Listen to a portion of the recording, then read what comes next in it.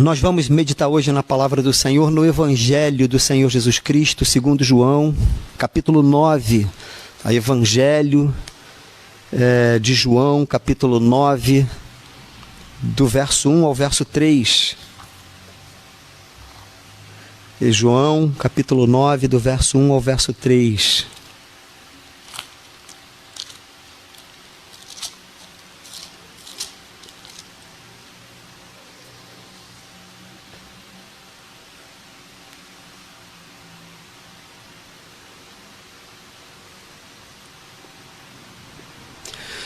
Vamos lá, João 9, de 1 a 3. Caminhando Jesus, viu um homem cego de nascença, e os seus discípulos perguntaram: Mestre, quem pecou, este ou os seus pais, para que nascesse cego? Respondeu Jesus: Nem ele pecou, nem seus pais, mas foi para que se manifestem nele as obras de Deus.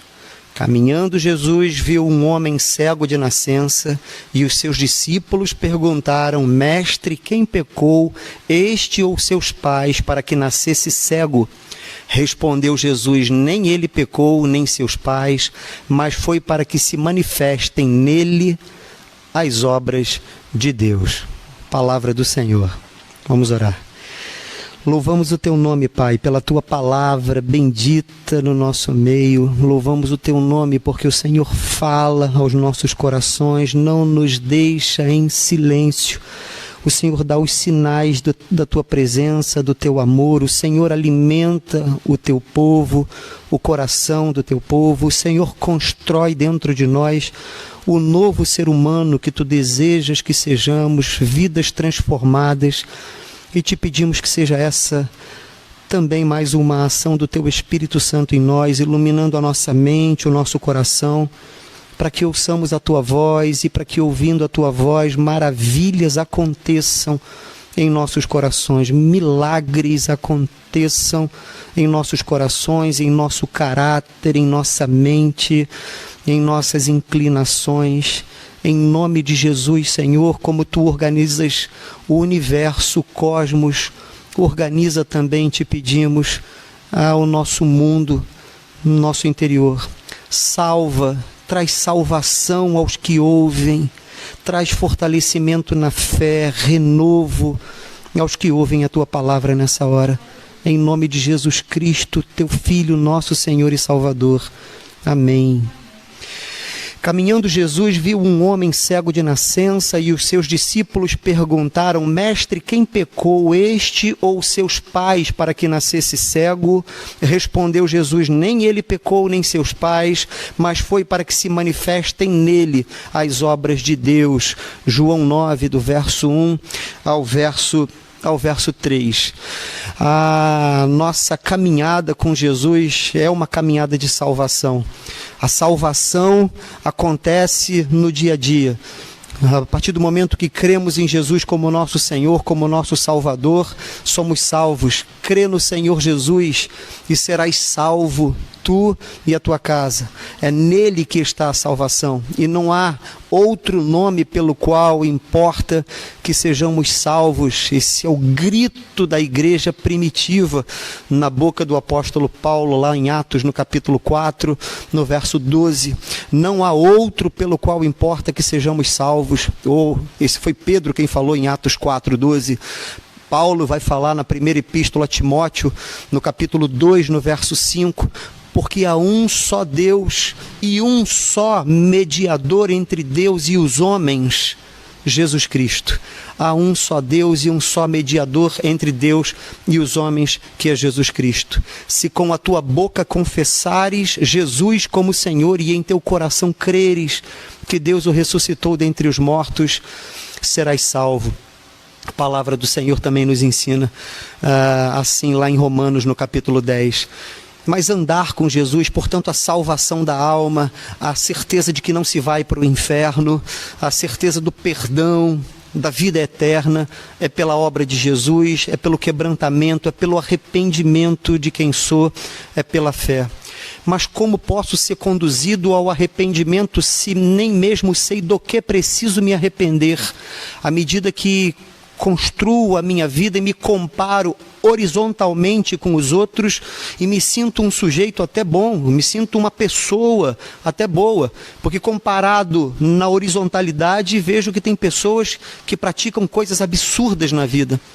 Mas quando olho para Deus, percebo que meu coração se encontra distante dele, percebo que não o conheço, e à medida que vou conhecendo a Deus, que vou ficando cada vez mais perplexo comigo mesmo, que vou ficando cada vez mais perplexo com as minhas reações, com os meus sentimentos, com os meus pensamentos, e que me quebranto e digo: Senhor, como preciso de Ti, mais de Ti, eu quero ter mais de Ti. Você deseja ter mais de Jesus Cristo, mas preste atenção, o que você está imaginando que seja o mais? O que você está imaginando que seja vitória em Cristo? Porque muitas vezes o mais a que as pessoas se referem, ou a vitória em Cristo a que as pessoas se referem, é a satisfação dos seus egoísmos, a satisfação das suas vontades, muitas vezes medíocres. Quero ter mais de Cristo exatamente no sentido de ser uma pessoa cada dia mais transformada pelo Senhor. Nessa passagem que nós lemos, nós vemos a distância da mente humana da vontade de Deus. A passagem nos mostra que Jesus, caminhando com seus discípulos, num certo momento encontra um homem cego de nascença. E aí nos mostra aqui no verso 2 a mentalidade minha e sua, a mentalidade dos seres humanos, a maneira como os seres humanos veem ou formam as suas sociologias, psicologias, filosofias, e mostram que Deus é diferente. E o tempo inteiro nós vemos Jesus nos seus diálogos com os seus discípulos e com provocadores, parece que falando numa outra frequência de rádio. Parece que os assuntos nem se encontram, e muitas vezes os assuntos não se encontram mesmo. Porque nós, como seres humanos, pensamos num nível de rasteiro que a graça de Deus é muito maior. Nós, como seres humanos, criamos os nossos sistemas filosóficos, doutrinários, criamos deuses à nossa capacidade humana. Aqui se faz, aqui se paga, é um exemplo dado aí, né? É um jargão popular. Aqui se faz, aqui se paga. Portanto, carregamos esse princípio muitas vezes, ainda que nem tenhamos lembrado dessa frase, ela continua lá dentro de nós, e muitas vezes o nosso olhar para a vida é um olhar assim. Talvez seja esse, talvez tenha sido esse o olhar desses homens, desses discípulos, meu e seu. Nós estávamos ali, nós estávamos com eles. As palavras dos discípulos são as minhas palavras. Num primeiro momento, sem conhecer a vontade de Deus, à medida que a gente vai conhecendo a vontade de Deus, a gente vai se desconstruindo. Na verdade, Deus vai nos desconstruindo. E é importante que Ele nos desconstrua, porque é Ele quem nos desconstrói e é Ele quem constrói dentro de nós o novo ser, o ser que Ele deseja, a nova consciência, o novo coração, o novo olhar para a vida, o novo olhar para si. Então, eu e os discípulos, nós não conseguíamos ver outra possibilidade para que aquele moço tivesse nascido cego. Eu e os discípulos dissemos assim: mestre, quem pecou? Porque só pode ter sido uma dessas duas possibilidades. Veja que não há outra, a gente não concebe outras coisas, porque a mente humana é pequena. Eu e os discípulos então pensamos assim: mestre, quem pecou? Este ou seus pais, para que nascesse cego? Senhor, se ele nasceu assim, é por consequência de pecado de alguém, ou dos pais ou dele. E é interessante, porque a fala dos discípulos pode sugerir a ideia da reencarnação. Quem pecou? Ele em outras vidas, ou seus pais, para que ele nascesse assim. Então, só para a gente desmistificar, em primeiro lugar. Na cabeça do judeu aqui, a ideia da reencarnação não existe. Simplesmente não existe. Então, esse assunto sequer é imaginado por eles. A imaginação deles é outra. A imaginação deles é quem pecou, ele ou seus pais. Ou seja, a ideia de que o feto na barriga poderia ter pecado. A reencarnação é algo que não existe nas Sagradas Escrituras, não existe na Bíblia e não existia na cabeça do judeu, porque não existe essa narrativa ou esse conceito nem no Antigo Testamento e nem no Novo. Então não era essa a ideia. Mas eles imaginavam assim, ora, os pais podem ter pecado para que o filho nascesse assim, ou o próprio filho pode ter pecado na barriga. Era essa a ideia. O feto pode ter pecado, pode ter praticado alguma coisa assim para que nascesse assim. Porque é a ideia do aqui se faz, aqui se paga. Se eu fiz aqui, eu vou pagar aqui. Essa é a ideia da justiça comum. Qual é a sentença? Quantos anos de cadeia pelo crime tal ou qual? Mas com a graça de Deus não é assim, né? Graças a Deus por isso, né? É pela graça de Deus que somos todos nivelados igualmente. Eu, você, Hitler, Madre Teresa de Calcutá, somos todos igualmente pecadores.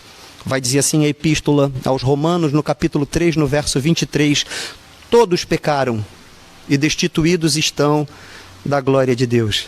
Vai dizer assim, o Salmo 14, passagem que Paulo pinça e traz também para a epístola aos Romanos: não há um justo sobre a face da terra, todos a uma se desviaram, todos igualmente pecadores. Portanto, somos pecadores, mas somos alcançados por essa graça e por esse favor de Deus.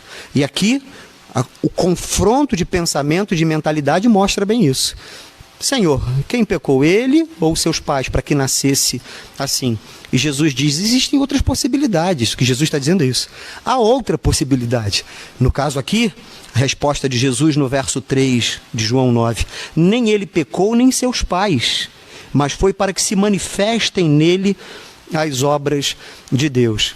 Jesus mostra para a gente amplia para a gente. Essa possibilidade existe. A possibilidade de as obras de Deus serem manifestas, a possibilidade de um evento acontecer para que as obras de Deus sejam manifestas, a possibilidade de alguma coisa acontecer para que Deus seja revelado, para que as obras de Deus revelem o amor, a graça, o favor, a restauração de Deus. Na continuação da passagem, a gente vai ver que o moço foi curado por Jesus e já entrou na vida cristã, já sem nenhuma doutrina, já tendo que dar seu testemunho, seu batismo de fogo diante das autoridades ali que diziam para ele, olha, que situação é essa, como é que é isso? E ele respondendo lá diante das autoridades. A gente vê isso aí em outra passagem, né? Mas no momento hoje a grande questão é conhecer a mente de Cristo, ou aquilo que ele revela a nós. Nós temos aí ao longo desse mês de junho, nas quintas-feiras, né, nos cultos de quinta-feira, das quintas-feiras, nas lives que temos feito nas quintas-feiras, tendo começado na última semana, na última quinta-feira, e nas próximas 4, a nossa ênfase vai ser exatamente o estudo bíblico. Quer dizer, nós sempre fazemos estudo bíblico, mas a gente está dizendo o valor do estudo bíblico, o valor de conhecer a palavra de Deus, o valor de conhecer a vontade de Deus, o valor de conhecer a mente de Cristo. Não diga que isso é arrogância de quem deseja. Esse é o anseio da alma. Mais de ti, Senhor, eu quero ter mais de ti e menos de mim. E como eu tenho mais de Cristo? Se não conhecendo a Cristo, a Deus, a Jesus, nas Sagradas Escrituras, quem me revelaria Jesus? As estrelas dos céus, a meditação na montanha, a contemplação dos mares, não nego que de alguma forma isso revela a glória de Deus. Como negar o ensino do Salmo 19?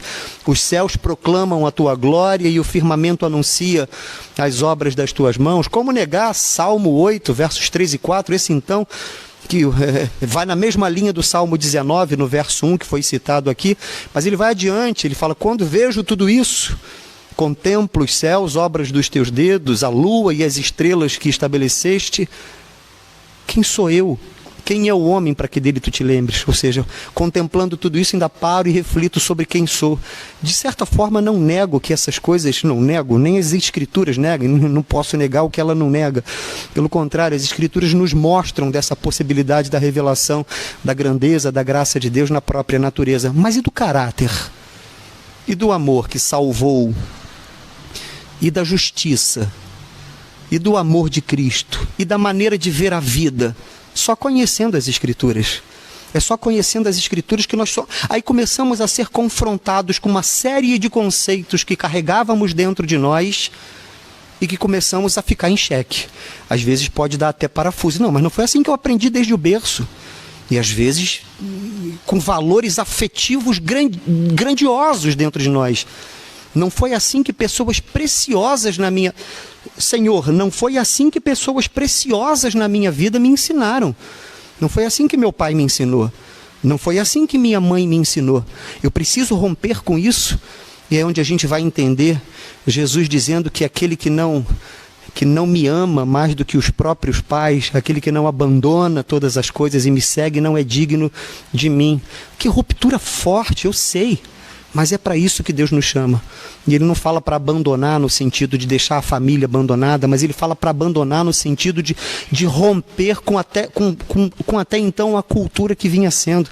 É para aprender dEle, é para aprender de Cristo, é para amarmos mais a Ele do que a todos. É para amarmos aos outros a partir do amor que temos por Ele. Portanto, é conhecendo mais dEle. Os discípulos estavam começando a conhecer. Foram vários os embates, tanto entre os discípulos e ele, no que diz respeito a aprender da vontade de Deus para o ser humano. A questão do sábado, por exemplo, lembram-se? A questão de curar no sábado. Pode, por acaso, alguém curar no sábado? Um homem de mão ressequida, que diz a passagem. Jesus traz aquele homem para o meio da multidão e a multidão fica em silêncio. Não pode. Não pode. E Jesus cura o homem no sábado, e aquilo é um escândalo. E quantos outros escândalos? Mateus 22, por exemplo. Abre lá, em Mateus 22 a gente vai encontrar uma passagem em que Jesus diz assim, olha, vocês erram por não conhecerem as Escrituras e o poder de Deus. Esse é o verso 29. Jesus responde, vocês erram não conhecendo as Escrituras e nem o poder de Deus. Mateus 22, 29. Mas para quem Jesus diz isso? Jesus diz isso para teólogos, para saduceus. Jesus diz isso para gente que estuda Deus. Para gente que estuda Deus. Ele vai dizer, não conhecem as Escrituras. É a ideia de que a letra mata, mas quem vivifica é o Espírito. A gente traz à nossa memória novamente o Salmo 34, verso 8 que lemos.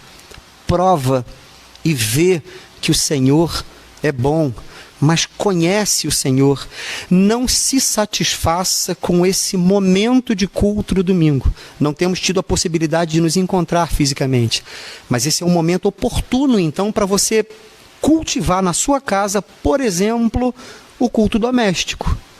Por exemplo, se você não vai fazer um culto doméstico lá todos os dias, enfim, faz no tempo que você pode aí, na sua rotina, mas faz. E se não pode fazer um culto doméstico, você pode orar com a sua família todos os dias.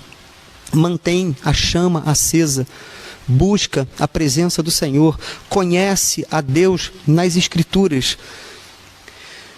Esse Mateus 22, o que acontece é o seguinte, os saduceus, que não acreditavam na ressurreição, testam Jesus com a seguinte história.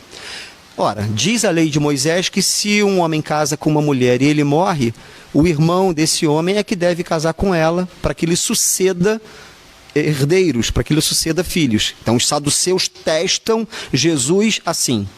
Era uma vez então uma família de 7 irmãos. O primeiro casou e morreu. Ela se casou então com outro irmão. Esse segundo então morreu. Ela se casou com o terceiro irmão. Esse terceiro morreu. Ela se casou com o quarto irmão. Enfim, e assim aconteceu até o 7º. Os teólogos tentando Jesus, perguntando Jesus, provando Jesus, pondo Jesus à prova, nesse sentido. E aí Jesus diz assim: olha, vocês erram por não conhecer as Escrituras. Que isso? Como nós erramos não conhecendo as Escrituras? Nós somos teólogos, nós esquadrinhamos as Escrituras, nós dissecamos músculo por músculo, célula por célula das Escrituras. Jesus diz: vocês erram por não conhecer as Escrituras e nem o poder de Deus. Na ressurreição, não se casam, nem se dão em casamento. São como os anjos, não é no sentido de serem seres alados, mas são como os anjos no sentido de não se casarem e não se darem em casamento. Como que a gente vai ouvir uma coisa dessa todos os dias? A quem adoramos? Parou para pensar nisso? A quem adoramos? Porque o grande risco, que eu repito, que já disse, que a frase não é minha, é de adorarmos um Deus que criamos. Porque se não conhecemos a Deus nas Sagradas Escrituras, estamos adorando a um ídolo, irmãos. A um ídolo que criamos com a nossa mente. Se não conhecemos a Deus, estamos reproduzindo discursos de terceiros, estamos cantando canções que não compusemos e que chegaram até nós sem que nós analisássemos sequer o seu conteúdo. Estamos nos arrepiando, nos emocionando como qualquer música poderia arrepiar e emocionar. Precisamos conhecer a Deus.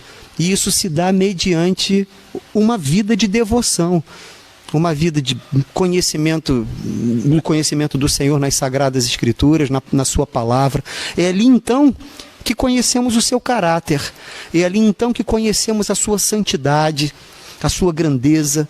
É ali então que conhecemos a sua justiça, a nossa errância. É ali então que conhecemos a sua salvação. Até para falarmos do amor de Deus. Quando falamos do amor de Deus, do que estamos falando? Do que estamos falando? Somos pessoas cheias de amor, né? Talvez seja esse aí o amor. Talvez seja um amor parecido. Talvez seja um amor que eu tenho pelo meu familiar. Talvez seja um amor que eu tenho pelo meu amigo. Os próprios atributos de Deus nós concebemos assim mais ou menos. Vamos entendendo à medida que conhecemos o Senhor.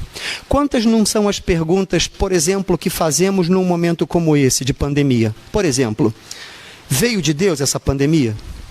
Se veio de Deus, Deus não seria mau tendo trazido essa pandemia? Se não veio de Deus, Deus não seria fraco tendo perdido o controle e deixado essa pandemia vir? Veio de quem? Se veio de Deus, por que Ele não responde às nossas orações e não nos livra logo dessa pandemia? Não são perguntas que o tempo todo estamos se fazendo, né? Mas se veio dele, seria então um ser mau, é isso? Então vamos conhecendo a Deus pelas Sagradas Escrituras, vamos vendo que Ele conduz toda a história, e aí conseguimos entender Romanos 14:8. Se vivemos para o Senhor, vivemos. Se morremos para o Senhor, morremos. Portanto, quer vivamos, quer morramos, somos do Senhor. Porque senão exigimos de Deus. Porque senão só aceitamos se for segundo o nosso critério, segundo a nossa vontade. Senhor, por que temos uma pandemia? Quem pecou? Que a gente possa ouvir de Jesus: olha, temos o que temos na vida, a pandemia, os problemas, as virtudes, as alegrias, seja o que for que tenhamos, temos para que sejam manifestas as obras de Deus, para que sejam manifestas as obras de Deus nas vidas das pessoas. E aí eu paro e penso: Senhor, então faz com que minha vida seja útil, para que a obra de Deus seja manifesta, para que a tua obra seja manifesta. Se eu não estou sendo levado embora com essa pandemia, então que a minha vida seja útil para a glória do teu nome. Então que a minha vida seja útil para te servir, para levar o teu nome ao meu próximo, para levar a tua salvação ao meu próximo.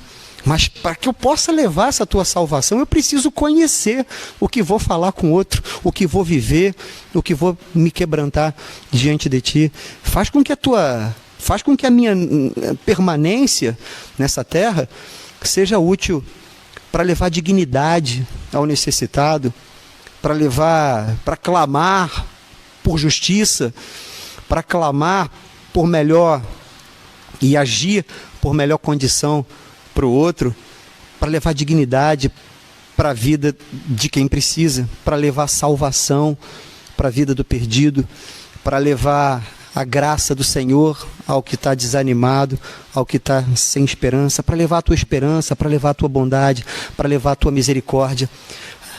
Foi essa a grande questão. Enquanto eles elucubravam ali filosoficamente, quem pecou, ele ou seus pais, para que nascesse assim?